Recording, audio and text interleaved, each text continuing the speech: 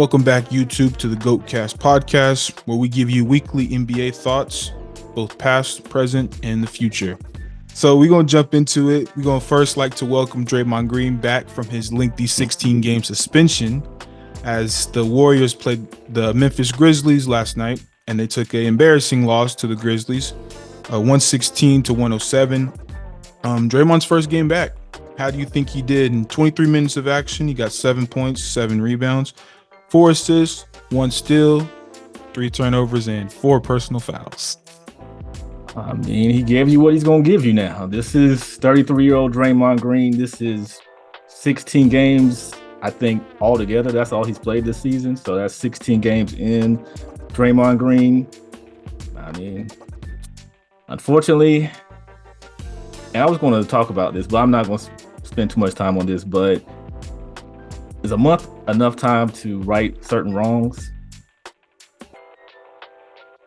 If you're the Warriors, no. Okay, so I mean, it is what it is with Draymond. That's what you're gonna get. So yeah, I mean, I pretty much had the same thing about Draymond. I mean, he looked okay. I mean, he hit a 3, which went viral on House of Highlights and everything. So it was 100%. I was like, whoa, 100% from 3. You shoot that thing a little bit more, I guess, because everything else ain't really working for him. They need it. But so going into that, should the Warriors, who have been struggling this season, move on from Klay Thompson and Draymond Green? If you were Joe Lacob and that whole Warrior management, what would you do middle of the season with this Golden State Warriors team? So the answer is not should you. The big question is now, well, no, the question is not should you, but the question is how. Klay Thompson is making $43 million this season. He's giving you, 17, 3.5, and 2.4. He averages 2 fouls a game. And his defense, 0.5 steals, and 0.5 blocks. He's not giving you much on that end, which was his bread and butter for many years. So how do you move him? I mean, it's whatever Mike Dunleavy Jr., Joe Lacob, that crew want to do. Do they want a short-term rebuild, or are they just going to play the long haul and just try to, completely rebuild? But of course, they say everybody's available minus Steph. So, I mean, how do you get rid of Klay? Do you bring back more expiring contracts in hopes to maybe land some big free agent over the summer? Do you try to, I don't know if they want Zach LaVine, but do you try to go big and try to land somebody that's going to make an immediate impact? That's the big question. As far as Draymond, who's going to take Draymond Green at this point? Who is going to take on 4 years, $100 million? I mean, he's giving you 9.5, 5.6, and 5.7, and averages 3 fouls a game. So what do you do with those two guys?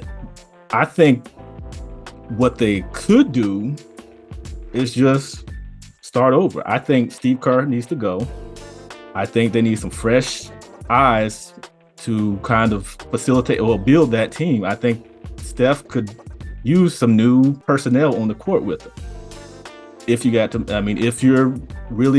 not trying to play the long-term rebuild, then you're going to have to bring in something to help Steph. And I don't know if you can get rid of both of those guys. So I think Steve Kerr's got to go, and you got to get rid of one of the two, Klay or Draymond.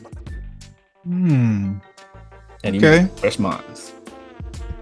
So I'm going a similar direction, but I'm talking about going big, man. We talking about, yes, we're going to move on from Klay and Draymond. That's obvious. Andrew Wiggins got to go too. Steve Kerr got to go. And hey, I might get some flack for saying this, but it's time to blow it up. Steph got to go too.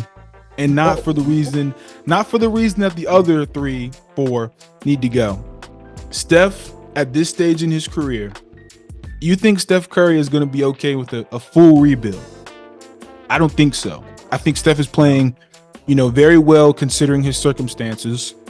And I think that when you couple the shortcomings of his teammates, the whole crumble of this Warriors dynasty coming right before our very eyes, I think it's just time for Steph to get a change of scenery. We've seen players, pretty much all-star players at this point. Everyone has a say in where they go, and Steph is obviously one of the last remaining loyal to the soil players. But we just seen a player, Giannis Antetokounmpo. He was about to get up out of Milwaukee until they made some moves. And granted, we'll see how that move pans out. But Steph has been pretty quiet. Like, obviously, Steph has been commenting, saying like, we can't keep going on with the roster that we have. Otherwise, that's called insanity. And we all agree with him. But because of how the roster is constructed and how these players who aren't performing well have, high contracts, that doesn't really give them much flexibility. So, I mean, if you want to be Steph Curry and you want to, sail that ship to the, sails fall off, I mean, you can very well do that. But if you're Steph Curry and you're saying you're the greatest point guard of all time, or you're in that conversation, you want to use those last few years of your, tail end of your prime to go compete. You don't want to go and compete for the play-in and then go home in the first round. That's true. So I think if I'm Steph Curry, like, yeah, let me see what you guys can do. But just like Giannis held Milwaukee, held their feet to the fire, he needs to hold Golden State's feet to the fire because they're failing him. He's playing well, but he can't do it by himself. So I think he needs to go.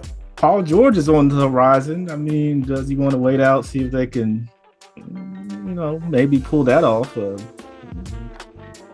Where would you realistically see Steph landing if they were to just completely blow it up? In terms of like teams having to trade for him? Yeah. What's Steph making? He's at 51 million for 3 years. I mean, I have to, on the spot, I can't give you a solid answer, but obviously, even if we're not matching salaries and all that, what organization would be the best fit for Steph currently? I think New York. I think what New York is building, like, all right, so obviously we know Jalen Brunson is, he's who he is, but we've seen him play off the ball. We've also seen Curry play off the ball.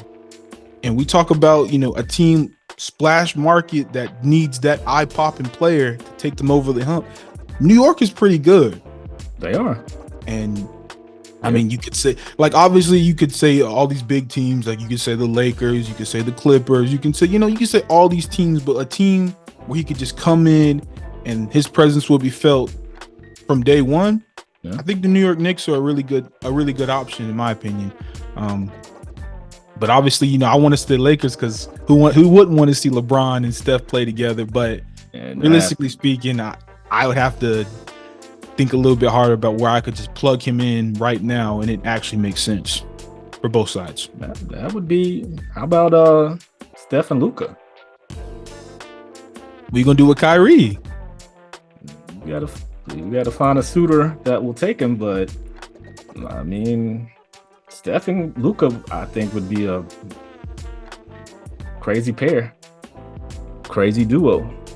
Like I said, I don't know how they'll figure out the Kyrie situation, but what about Miami pairing with Jimmy and Bam, and all them Rough Riders on that squad, and they're deep. Now that would be that they couldn't mask his defensive woes, so that would be a solid. That would probably push them over the hump. That's the one thing they probably needed last finals to, maybe compete with Denver. But could be the Sixers too. You could just throw him there with Mr. MVP. I mean, Maxey's up for, he's looking for a big payday. So if they don't want to pay him, or if they do a sign and trade, maybe sign and trade Maxey for Curry, confirmed. Hey. I'm for that one. I'm ready for Embiid to get something. Yeah.